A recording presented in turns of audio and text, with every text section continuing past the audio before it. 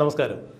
മുൻ മുഖ്യമന്ത്രിയും ഇപ്പോഴത്തെ പ്രതിപക്ഷ നേതാവുമായ പിണറായി വിജയൻ്റെ മകൾ വീണ വിജയൻ തൻ്റെ എക്സാലോജിക് എന്ന കമ്പനിയിലേക്ക് CMRL എന്ന കരിമണൽ ഖനന കമ്പനിയിൽ നിന്ന് 2,87,00,000 മാസപ്പടി വാങ്ങി എന്നുള്ള കേസ് കാലാകാലങ്ങളായി കേരളത്തിലെ ജനത കേട്ടുകൊണ്ടിരിക്കുന്നു. എന്നാൽ ഇതിൻ്റെ വാസ്തവം എന്ത് എന്നുള്ള അന്വേഷണമായിരുന്നു CPM അല്ലെങ്കിൽ ഇടതുപക്ഷ സംഘടനകളെല്ലാം നടത്തിക്കൊണ്ടിരുന്നത്. എവിടെയാണ് തെളിവ് എന്നാണ് പിണറായി വിജയനോട് അനുബന്ധിച്ച് അഥവാ പിണറായി വിജയന് കുഴലൂത്ത് നടത്തിയിരുന്ന ഇടതുപക്ഷ പ്രസ്ഥാനക്കാർ ചോദിച്ചിരുന്നത്. കഴിഞ്ഞ മെയ് 27-ാം തീയതി പിണറായി വിജയൻ്റെ തിരുവനന്തപുരം ബേക്കറി ജംഗ്ഷനിലുള്ള വാടക വീട്ടിൽ ED റെയ്ഡിനെത്തുമ്പോൾ അവിടെ നിന്നും ED കടത്തിക്കൊണ്ടുപോയത് വിലപ്പെട്ട ചില രേഖകളായിരുന്നു. CMRL കർത്തയുടെ ഡയറിയിൽ നിന്നാണ് ആദായനീതി വകുപ്പിൻ്റെ ഇൻട്രീം സെറ്റിൽമെൻറ്റ് ബോർഡിൽ പറഞ്ഞതുപോലുള്ള വലിയ തുകകളുടെ കോടികളുടെ തട്ടിപ്പ് നടന്നതായി ED കണ്ടെത്തിയത്. എന്ന് പറഞ്ഞതുപോലെ തന്നെ ഇപ്പോൾ വീണയുടെ ഒരു സ്വന്തം കൈപ്പടയിൽ എഴുതിയ ഡയറിയാണ് മെയ് 27-ാം തീയതി പിണറായി വിജയൻ്റെ ബേക്കറി ജംഗ്ഷനിലുള്ള ആ വീട് റെയ്ഡ് ചെയ്യുമ്പോൾ EDക്ക് കിട്ടിയത്. കൂടാതെ വീണയുടെ ബാങ്ക് അക്കൗണ്ടിലുണ്ടായിരുന്ന 19 കോടി രൂപയോളം അന്ന് ED മരവിപ്പിച്ചിട്ടുണ്ടായിരുന്നു. പിന്നീട് വീണയുടെ HDFC ബാങ്കിൻ്റെ ലോക്കർ തുറന്ന് പരിശോധിച്ചിട്ടുണ്ടായിരുന്നു. പിണറായി വിജയൻ്റെ പിണറായിലുള്ള വീടിൽ പരിശോധന നടത്തിയിട്ടുണ്ടായിരുന്നു. എന്നാൽ ഇതിനെല്ലാം ഉപരി ഇപ്പോൾ എവിടെയാണ് വീണയ്ക്കെതിരെയുള്ള തെളിവ് എന്നുള്ളതിന് കൃത്യമായി തന്നെ ED ആ തെളിവുകൾ സമാഹരിച്ചുകൊണ്ട് ആ തെളിവുകൾ പ്രകാരമാണ് കഴിഞ്ഞ 2 ദിവസം മുമ്പ് കോഴിക്കോടുള്ള വീണ വിജയൻ്റെ ഭർത്താവായ മുഹമ്മദ് റിയാസിൻ്റെ ചില സിൽബന്ദികളുടെ വീടുകളിലും സ്ഥാപനങ്ങളിലും റെയ്ഡ് നടത്തിയിരുന്നത്. 8 ഇടങ്ങളിലായിരുന്നു റെയ്ഡ് എന്ന് പറയുമ്പോൾ അത് ഏതാണ്ട് 18 ഇടങ്ങളിലായിരുന്നു എന്നുള്ളതാണ് ലഭ്യമായ വിവരങ്ങൾ. വീണ 20 കോടി രൂപയുടെ കള്ളപ്പണ ഇടപാടാണ് നടത്തിയിരിക്കുന്നത് എന്നുള്ളതിന് കൃത്യമായ തെളിവാണ് ED കണ്ടെത്തിയത്. ഇതിൽ കൃത്യമായി പറയുന്നു, മുഹമ്മദ് റിയാസിൻ്റെ സുഹൃത്തുക്കൾ വഴിയാണ് വീണ ഇത്തരം ക്രയവിക്രയങ്ങൾ നടത്തിയിരുന്നത് എന്ന് പറയുന്നത് വീണയുടെ കൈപ്പടയിൽ വീണയുടെ ഡയറിയിൽ നിന്ന് കിട്ടിയ വിവരങ്ങൾ തന്നെയാണ്. നന്ദുലാൽ എന്ന് പറയുന്ന മുഹമ്മദ് റിയാസിൻ്റെ ഒരു സുഹൃത്തിൻ്റെ സിം കാർഡ് ഉപയോഗിച്ചുകൊണ്ടാണ് ഇൻ്റർനാഷണൽ കോളുകളെല്ലാം വീണ നടത്തിയിരുന്നത്. അതായത് ഇത്തരം ഒരു തട്ടിപ്പ് നടത്തുമ്പോൾ ഒരു കാരണവശാലും തന്നിലേക്കോ മുഹമ്മദ് റിയാസിലേക്കോ ഒന്നും അന്വേഷണം വരാൻ പാടില്ല എന്നുള്ള കൃത്യമായ ഗൂഢ ഉദ്ദേശത്തോടു കൂടി തന്നെയാണ് വീണ വിജയൻ ഇത്തരത്തിലുള്ള കാര്യങ്ങൾ ഓപ്പറേറ്റ് ചെയ്തിരുന്നത്.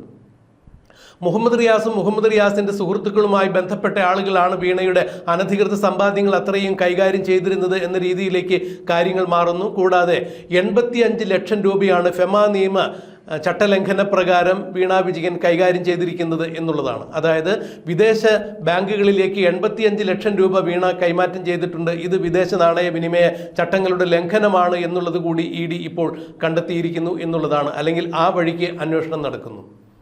നിയമസഭയിൽ പിണറായി വിജയൻ പറഞ്ഞതാകട്ടെ, എൻ്റെ മകൾ വീണ വിജയൻ ഒരു സംരംഭം തുടങ്ങി, പിണറായി വിജയൻ്റെ മകളായതിൻ്റെ പേരിൽ ഒരു സംരംഭം തുടങ്ങാൻ പാടില്ലായകയുണ്ടോ എന്നാണ് അന്ന് പിണറായി വിജയൻ നിയമസഭയിൽ പൊട്ടിത്തെറിച്ചുകൊണ്ട് ചോദിച്ചത്.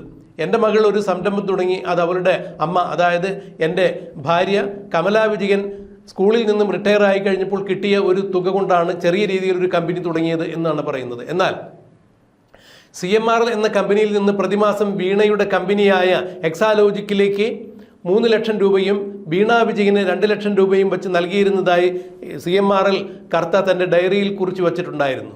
അതിന് പിണറായി വിജയൻ പറഞ്ഞ ന്യായം അതിന് പിന്നീട് 2 കമ്പനികൾ തമ്മിലുള്ള ഇടപാടിൽ വീണ വിജയൻ GST അടച്ചിട്ടുണ്ടായിരുന്നു എന്നുള്ളതാണ്. GST അടച്ചു കഴിഞ്ഞാൽ എങ്ങനെയാണ് കള്ളപ്പണം വെളുപ്പിക്കൽ കണ്ണപ്പണം അല്ലാതെ ആകുന്നത്, അഴിമതി നടത്തിയത് അഴിമതി ആകാതായിരിക്കുന്നത് എങ്ങനെയാണ് എന്നുള്ളതാണ് ചോദ്യം.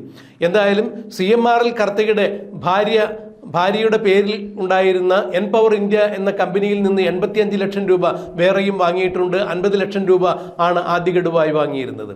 അപ്പോൾ പിണറായി വിജയൻ പറഞ്ഞതുപോലെ എൻ്റെ ഭാര്യ വീണയുടെ അമ്മയായ കമലാ വിജയൻ്റെ ഒരു പെൻഷൻ തുക കൊണ്ടാണ് കമ്പനി തുടങ്ങിയതെന്ന് പറയുമ്പോൾ ഇപ്പോൾ ED കണ്ടെത്തിയിരിക്കുന്നത് കമലാ വിജയൻ്റെ പെൻഷൻ തുകയിൽ നിന്നല്ല, CMRL കർത്തയുടെ ഭാര്യയിൽ നിന്നും അല്ലെങ്കിൽ ഭാര്യ നടത്തുന്ന എൻപവർ ഇന്ത്യയിൽ നിന്നും ഏതാണ്ട് 50 ലക്ഷം രൂപ വീണ കൈവായ്പയായി വാങ്ങിയിട്ടുണ്ട്. അത് തിരിച്ചടച്ചിട്ടില്ല എന്നൊക്കെയാണ്. അങ്ങനെയെങ്കിൽ ഈ പണം എവിടെ ഉപയോഗിച്ചു? ഇതാണോ വീണയുടെ കമ്പനിക്ക്, അതായത് ലേക്കർ ഇന്ത്യ എന്ന കമ്പനിക്കെല്ലാം മുതൽ മുടക്ക് കിട്ടുന്നതിന് വേണ്ടി അല്ലെങ്കിൽ മുതൽ മുടക്കുന്നതിന് വേണ്ടി ഇത്തരം സംഖ്യകളാണോ ഉപയോഗിച്ചിട്ടുള്ളത് എന്ന അന്വേഷണം കൂടി നടക്കുന്നു.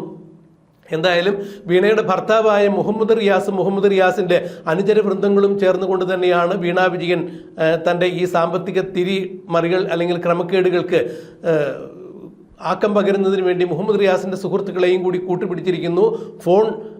ഇന്റർനാഷണൽ ഫോൺ കോളുകൾ ചെയ്യുന്നതിന് വേണ്ടി മുഹമ്മദ് റിയാസിൻ്റെ സുഹൃത്തായ നന്ദുലാലിൻ്റെ സിം കാർഡാണ് വീണ ഉപയോഗിച്ചിരുന്നത് എന്ന് പറയുമ്പോൾ വളരെ പ്രീ പ്ലാൻഡ് ആയിട്ട് നടത്തിയ ഒരു ഇടപാട്. ഇപ്പോൾ 20 കോടി രൂപയാണ് വീണ വിജയൻ ഇതുപോലെ അനധികൃതമായി സമ്പാദിച്ചത് എന്ന് കണ്ടെത്തിയിരിക്കുന്നു ED. ഇനിയും അന്വേഷണങ്ങൾ തുടരുമ്പോൾ 20 കോടി എന്നുള്ളത് എത്ര കോടിയിലേക്ക് ഉയരും എന്നുള്ളതാണ് സംശയം. ഇവിടെ CPM വക്താക്കൾ ചോദിച്ചു തെളിവ് എവിടെയാണെന്ന്. എന്നാൽ കൃത്യമായ തെളിവ് പ്രകാരം ED അന്വേഷണം തുടങ്ങിയിരിക്കുന്നു. ED പത്രക്കുറിപ്പ് ഇറക്കുന്നു എന്നുള്ളൊരവസ്ഥയിലേക്ക് വന്നപ്പോൾ CPM-കാരും കൈമലർത്തിയിരിക്കുന്നു. ഈ അന്വേഷണത്തെ അല്ലെങ്കിൽ ഈ അന്വേഷണ നാടകത്തെ ഞങ്ങൾ രാഷ്ട്രീയമായി നേരിടും എന്നാണ് ഇപ്പോൾ മുഹമ്മദ് റിയാസും CPM-ന്റെ വക്താവായ MV ഗോവിന്ദനും എല്ലാം പറയുന്നത്. എന്നാൽ CPI-യുടെ ബിനോയ് വിശ്വം ഇതിനോടകം തന്നെ ഇത് തള്ളി പറഞ്ഞിട്ടുണ്ട്. ബിസിനസ് വേറെ, രാഷ്ട്രീയം വേറെ, ഞങ്ങളാരും വീണയെ ന്യായീകരിക്കാൻ വരുന്നില്ല എന്ന് പറയുമ്പോൾ ഈ വിഷയവുമായി ED അന്വേഷിക്കുന്ന വിഷയവുമായി ബന്ധപ്പെട്ട് രാജ്യാന്തര കുറ്റകൃത്യം തന്നെ ഇവിടെ വീണ വിജയൻ്റെ മേൽ ആരോപിക്കപ്പെട്ടിരിക്കുന്നു. ED അന്വേഷണം മുന്നോട്ട് പോകുമ്പോൾ പിണറായി വിജയനും അതുപോലെ തന്നെ മുഹമ്മദ് റിയാസും വീണ വിജയനും എല്ലാം കൃത്യമായി നിയമത്തിൻ്റെ ചട്ടക്കൂടിൽ വരും, അഴിക്കുള്ളിലാകും എന്ന് തന്നെയാണ് നിയമവൃത്തങ്ങൾ ചൂണ്ടിക്കാണിക്കുന്നത്. പിണറായി വിജയന് ഇതിൽ കൃത്യമായ ഒരു പങ്കുണ്ട്. പിണറായി വിജയൻ്റെ മകളായതിൻ്റെ പേരിലാണ് വീണ വിജയന് പണം നൽകിയത് എന്ന് CMRL കറുത്ത എടുത്തു പറയുന്നു. എനിക്ക് വീണയെ അറിയില്ല, മുഖ്യമന്ത്രിയുടെ മകൾ എന്ന രീതിയിലാണ് ഞാൻ പണം നൽകിയിരിക്കുന്നത്. എന്നാൽ ഇവരിൽ നിന്ന് യാതൊരു സേവനവും CMRL ലഭിച്ചിട്ടില്ല എന്ന് CMRLന്റെ MD ആയ ശശിധരൻ കർത്തയും അതുപോലെ തന്നെ വീണ വിജയനും പറഞ്ഞിട്ടുണ്ട്, ഞാനൊരു സേവനവും നൽകിയിട്ടില്ല. അപ്പോൾ ഒരു സേവനം നൽകാതെ പണം നൽകിയത് എന്നുള്ളത് മുഖ്യമന്ത്രിക്ക് നൽകുന്ന അഴിമതി തന്നെയാണ്, അഴിമതി പണം തന്നെയാണ് എന്ന രീതിയിലേക്ക് വരുമ്പോൾ അന്നത്തെ മുഖ്യമന്ത്രിയായിരുന്ന പിണറായി വിജയൻ ഇപ്പോൾ പ്രതിപക്ഷ നേതാവായിരിക്കുന്നത് ഒരു കാരണവശാലും ഭൂഷണമല്ല.